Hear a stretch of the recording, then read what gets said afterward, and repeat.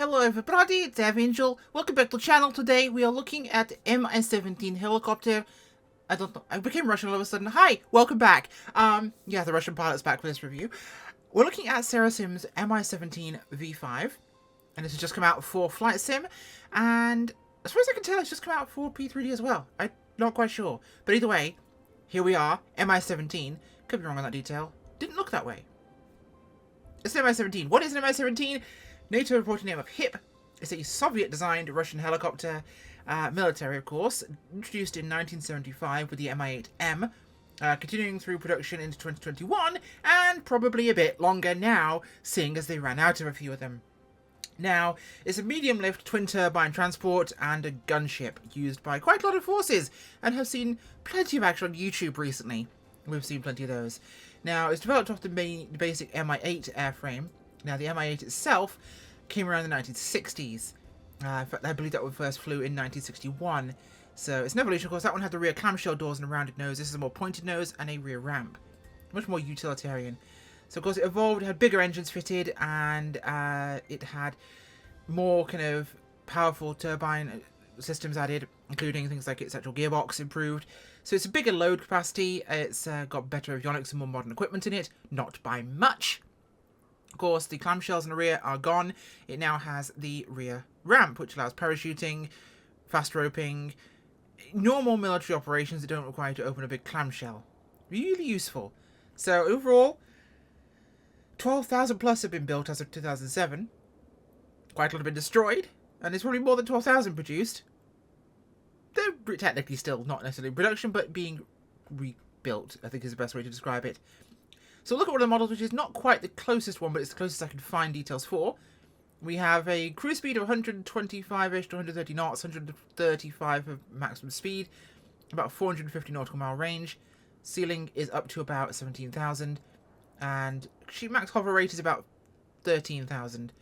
So she's powered by a pair of Klimov VK 2500 PS turbofshafts, putting out 2,400 horsepower each for takeoff. So a pretty potent helicopter. What do we get from Cerasim? We get a bunch of liveries. We have 12, in fact. We have 3 different interior models, exteriors, sorry, civil, armor protection, and armor protection with weapon.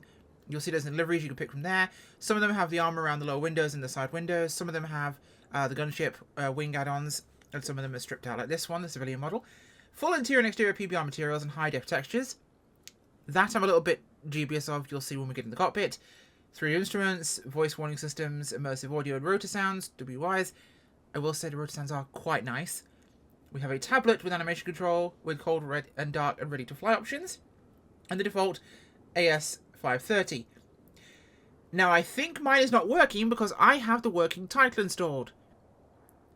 The default does not seem to work. We have all sorts of wonderful things animated.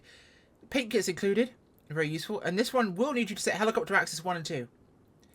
If you only have helicopter axis set, you'll be fine. But if you have either an aircraft throttle 1, throttle 2, or helicopter throttle 1 and helicopter throttle 2, you'll need those added separately.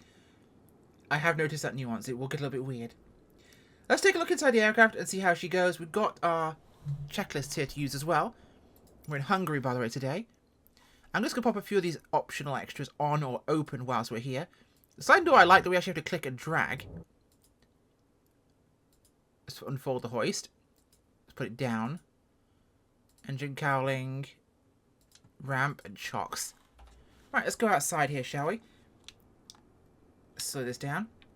So, texture-wise, it looks beautiful on the outside, actually. I will say, that is stunning. Oh, it's good enough, I should say. It could be better. Not by much, but it's pretty good. When you get a little closer, you can see some lower resolution stuff, of course. The sterning's pretty nice. I like the weathering look. It does add to the overall appearance of the aircraft. You can tell it's PBR. Materials look pretty good. Very, very dirty. I do like a dirty helicopter. Giggity. Okay, there's our rescue hoist, and that's been lowered down. It's kind of neat that it can do that. Pitot covers on there. Got chocks on the main wheels. Cabin. It's pretty reasonable. Ramp has not opened. I think power needs to be on. Some of the soot and smoke does look a little bit lower resolution, but it's not bad. I like the fact we can get the engines out there. It's nice to see. Captain Whiskers, of course, in the co-pilot seat. Very Russian, that. Overall, pretty good on the exterior. Let's take a look inside, and then we'll go through the checklist and have a proper look. Now, here we are in the cockpit, so we'll pull those off. We'll pull those off last. Okay, so the textures look lacking in certain areas. Certain areas look okay. Oh, yes, I've switched to the lock interaction method. We'll go into the escape settings real quick. I believe it's under General Options, Accessibility, Cockpit Interaction System, Lock. By default, it's Legacy. And you have to go there. So we can turn tooltips off and delayed and on. And go back and here. This aircraft will not work with Legacy. You cannot cycle back and forth between this. Like, you can't cycle this around once you clicked it once with Legacy on. So you have to use the modern one, unfortunately. Thing is, by default, Legacy is the automatic one. And it works fine on 99% of aircraft. So far, only the Batavia F7 and this force you to use lock, not Legacy. Right. Textures, subpar in places. In some places, they look okay. The seat looked okay from a distance, but it looks a bit worse when you look close up. Texture resolution is not very high. It's probably 1024. It's pretty rough on the ground. I have to say, not my favourite. The thing is, you can see they've put some work into this aircraft, and it does look good. Oh yes, we can open our side windows there by clicking and dragging, which is pretty useful. There is a bug, of course, on the armoured version. I'll show you that when we're in it. The armour panel doesn't actually pull back with the window. Textures are a letdown on the interior. Exterior, they're okay, but they also, if you look closely, you can tell it's not super high res. But there you go. Right, we'll start our checklist with the interior checks. Overhead hatch is locked and closed. That is up here. We can actually open that. How I close that's another matter entirely.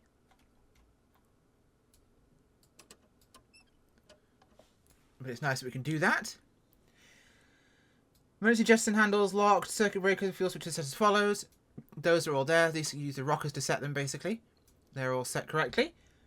All circuit breakers off. I'm not going to do all that. We're not going to mess with that. We'll just go switch through to our interior starting. We'll go to our... Where is it? We're looking for our early start checklist. I need to pull this for the bigger screen so I can see it properly. The exterior check is obviously something we'd do in a real aircraft. We aren't going to do it here. Interior check-wise, we're not going to mess with that just now. Starting APU. So all breakers on. Battery 1 and 2 on. Battery 1 and 2 are here. So 1 and 2. Battery 1 and 2 are on. Voltage is tested. This is our current control selector, I believe, up here, so we can see them here.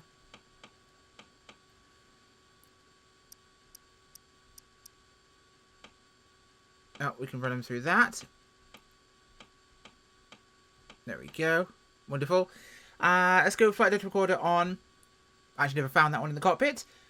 There's also not actually checklist up on the MSFS system.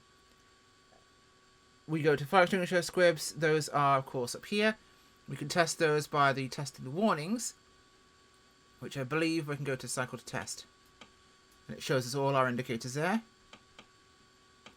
They are looking good. Wonderful. Okay, service after pumps on. So those are here.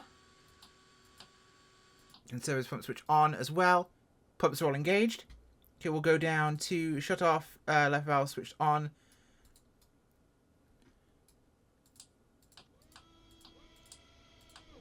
The valves are on. Okay. Shut off left shutter valves on. Cross feed bypass on. Okay, we'll close those gates over them.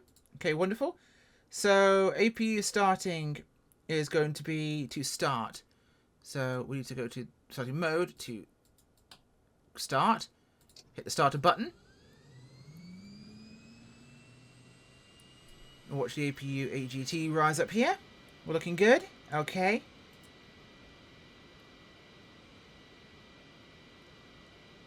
Standby generator switch to on. That is over here. The standby generator is right there. This is for using now. So we're going to switch across once this is all looking good and ready for us. Inverters to manual. Those are just behind here. So here's our inverter to there. Put that standby inverter up. Okay. Looking through here, inverter. Lights are all set already. Those looking okay.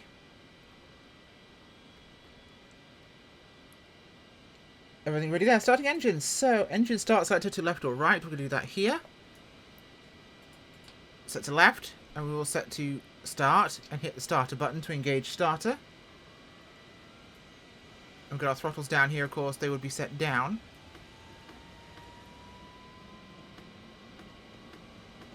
But right now, they're set where they need to be.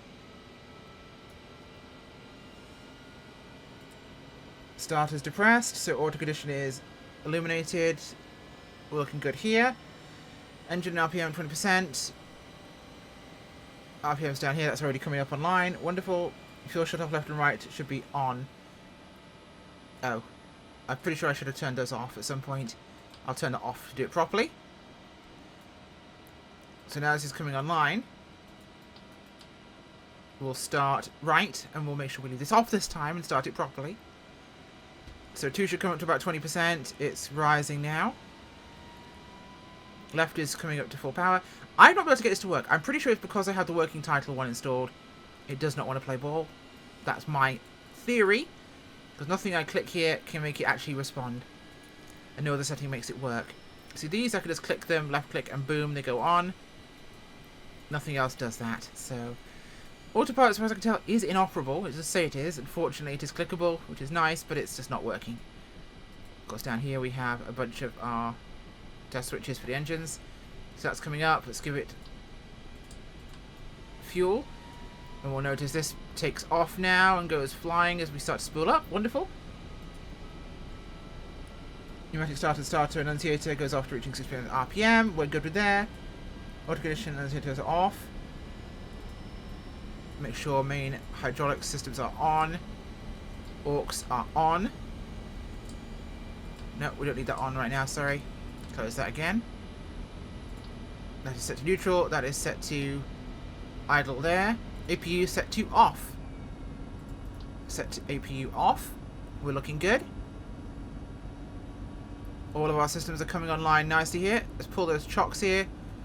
Slide those doors closed. Oh, the ramp is closing because it opened when we had power and hydraulics. Being hydraulic, it does need the hydraulic system to be on to operate, otherwise it will not work. Let's get our hoist in, shall we, as well. Hoist control up. And it just pulls it up. Okay, wonderful. The sounds are rather nice on this. Listen to this. I do like that. Okay. Right, the hand controls over now to test pilot. So we have completed starting checklists. They are all ready to go. So now I'm here in Cockpit, engine run-ups. We need to do all of those. But if we did engine run-ups, engine would work properly. We would not prevent tempting target to a man pad. So we must make sure engines are way too hot so they pick up quite easily. Inverters to automatic, rectifiers to on. Those need to be set to there. Inverters to auto. They are on auto right now. I should have had them on manual. I did a whoopsie. Okay, those off. Standby generator off. These are okay to be here. Excellent, of course. Now you'll notice the fans here. If you get it cold, as soon as the big fan on top stops turning, you can turn this one on to cool you down. I remember where switch is for this. I'm pretty sure it's on one of these. Oh, there it is. Yes, now it can turn and make you cool when big fan stops. Nice and easy. Yes, and it can shut down as well. No problem. Okay. Everything looking good here. Are we good to go, Captain Whiskers? Yes, we are good to go. So let's get ourselves out of here. Turn off our parking brake. And I'm going to just give a little bit of throttle here. And I'm just going to nudge control slightly. And let us turn around. Oopsie daisy. Little bit of turnaround. Yes. Okie dokie. And we're going to go forwards as soon as I tell it to stop. It wants to kind of constantly turn when I actually try to do this. I'm not sure why that is. It gets a little excitable. I'm not sure why it does this. Oi! So, gotta slow down. There we go. You turn this way. Let's get my head switch on, then we can look around properly. As I run off the tarmac. Nicely done. And then we'll taxi out to the runway. No problem here. Does not want to go specifically too fast, but it's okay. We could lift off and taxi like this, but that would be too much effort. We keep wheels on ground, we pay for tire, we use tire. No problem. So as soon as we get ourselves along here, we should be good to go. And we'll take off and we'll fly helicopter and look out for manpad. Remember the important checklist. Every time you do a checklist item, check for tractor, check for manpad, we'll be okay. Davai, we go. Okay, close enough to runway for takeoff. We'll just do it here. So I'm going to advance my power levers, and one thing you'll notice at first is it is very roll sensitive. Really, really, really, really roll sensitive. Like, I can't keep doing this, I'm sorry. It's incredibly roll sensitive. It shouldn't be this twitchy. Pitch and yaw feel good. They feel fine. And honestly, overall it flies rather nicely. It's very gentle. It's a bigger helicopter. Bigger rotor disc, bigger massive helicopter should make it more stable. But this one's kind of roll sensitive. Watch this. You think your helicopter should be able to do this size? You know what? I bet if Ukraine was shooting Stingers at one and it could do this, there wouldn't be so many crashed.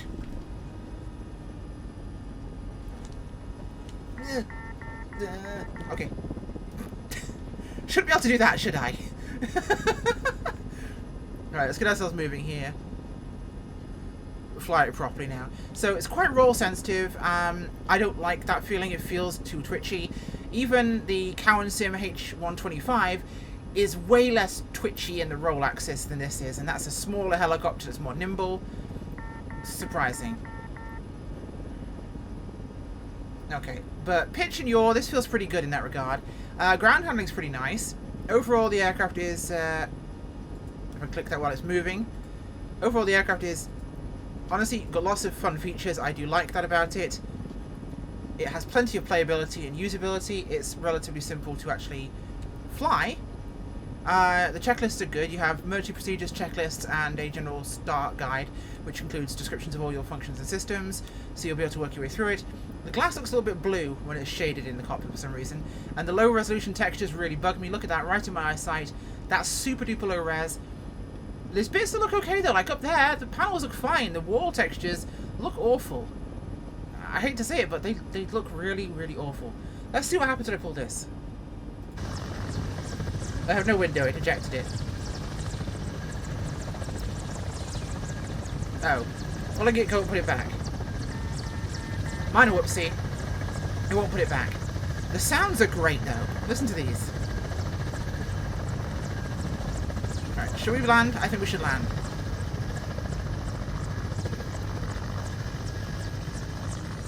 Okay, we'll swing around here. You guys have a few weird juddering behaviors at times. Okay. There we go. Big, big kick up of dust. It's a big, big rotor disc. I wouldn't be surprised. Okay, bring it down here. Oh, bit of a bounce and we're down. Okay, there we go. That is, of course, brakes applied to stop it because it's a helicopter with wheels. And we're down. We're going to go get the armed version out and take a look at that one because I want to show you something weird that happens. So here we are in the armed version. And you'll notice these big armoured panels in the side window. If we go outside, you'll see those being here. Right there. Okay? Also rocket pods. Big rocket pods. And big armoured chin things. In the other version, it hasn't got the military version, I should say, that hasn't got the gunship pods on. You'll still have these things and the armour in the window as basically protection for the crew. Because it's quite an open, exposed cockpit with very little armour. So those are added to, of course, improve its survivability. Now, as we go here, watch this. Huh. The glass stays there. See, this is attached to the window. Look at that. See, it's attached to the actual window frame. When I pull this back, that should stay inside the window that goes outside the exterior of the helicopter. Instead, it leaves a part of it there. Because I believe they put this on both the exterior and interior model. So the cockpit model has it, and the exterior model. And they forgot to delete it from one of them. So you end up with basically two that shouldn't exist. It's a little bit weird, if I'm honest. By the way, Ready for light, to fly and cold and dark. That works. And boom. You can even turn this off if you don't want it. Taxi lights and landing lights down there. We have searchlight switches. This is unfortunately... Oh, that got on and off. What's in here? I didn't know what you said before. If the switch can go there, weapon stores release. Ooh. Oh. Well, we just released all our stores. And not our cargo. Oh well. Screw it. While this spins up, we'll just get ourselves a quick familiarization around this. There's nothing else we haven't really looked at in here in terms of those items, so we'll have a quick look down here. Of course, ramp control down here.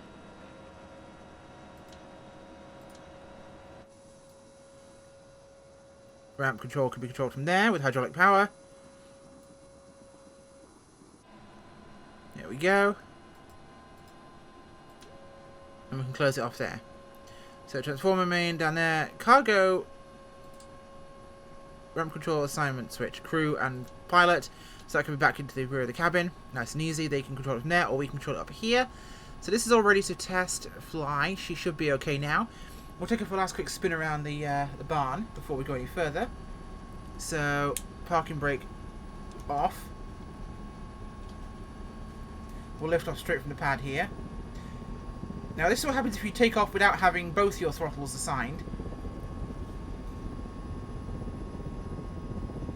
Oh, it works completely fine this time. Of course it works fine in the actual review. This wasn't working fine for me when I was testing, was it? I'd take off with one throttle and it'd do nothing. Weird. There you go. Either way, we're flying, nice and easy. And she's very maneuverable with this roll axis. I'm not sure again how authentic that is. But she's incredibly maneuverable. You should be familiar with some Ukrainian dash cams from this kind of perspective here. And we can get some really good speed out of the aircraft whilst we're doing this.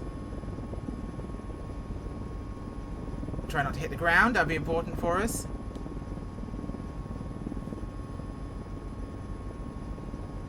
There we go. A bit hard to see there. Yeah, the roll axis is very sensitive. Dear God. That kind of scares me a little bit sometimes.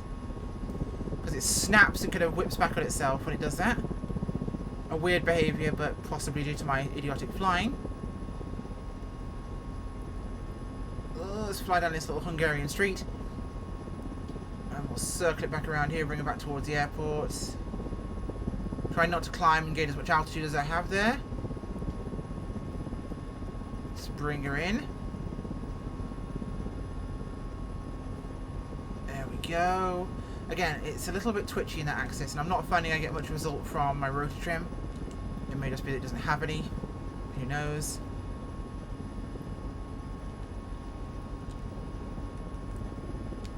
There's our airport. So I get a little bit of difference, but not a ton. Alright, let's go for the squad special, shall we? Squad special deploying in 3, 2, 1. Squad special!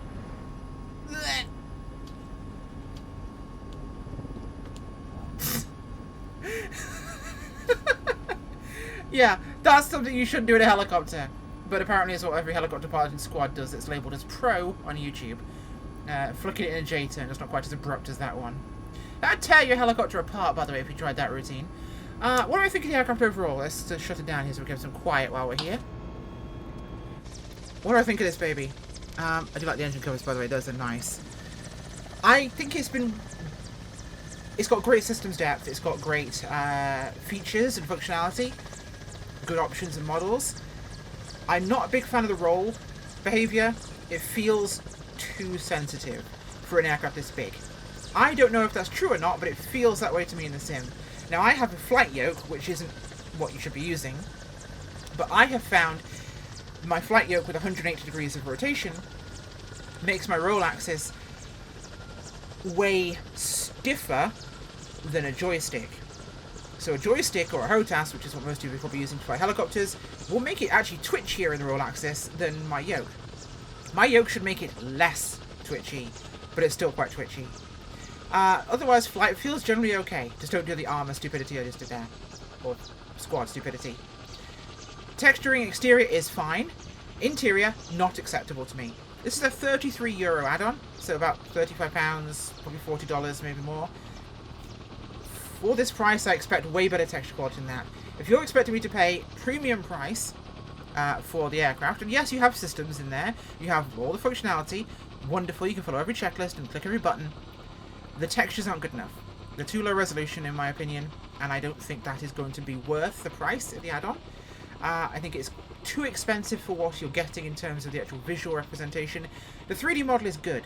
There's that glitch with the armor panels, of course, which can be fixed, I'm sure. How they didn't notice it, I'm not sure, but once you've tested a window, you don't tend to test it again, do you? Textures, I'm a let down. The cockpit textures for me, the exterior is more than fine. It's the cockpit's a letdown. I don't think it's enough. Make your own minds up, guys. Either way, thank you for watching, and I will see you all next time. Bye!